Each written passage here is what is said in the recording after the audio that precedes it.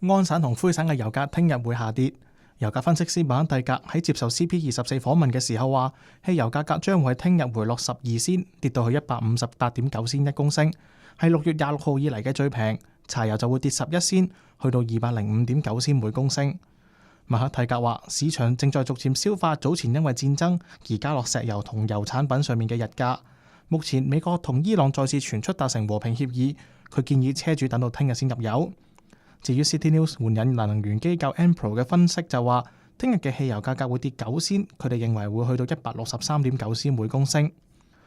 安省南部嘅汽油批發成本高到參考紐約港批發市場，灰省嘅油庫批發價都係以呢個港口嘅價格作為重要依據，因此紐約同北美東部嘅汽油期貨批發價格一旦大跌，安省同灰省通常會喺相近時間出現類似幅度嘅調整。兩省嘅最終油站泵價仍然會因為稅率、運輸成本同埋油站利潤嘅唔同有一啲嘅分別。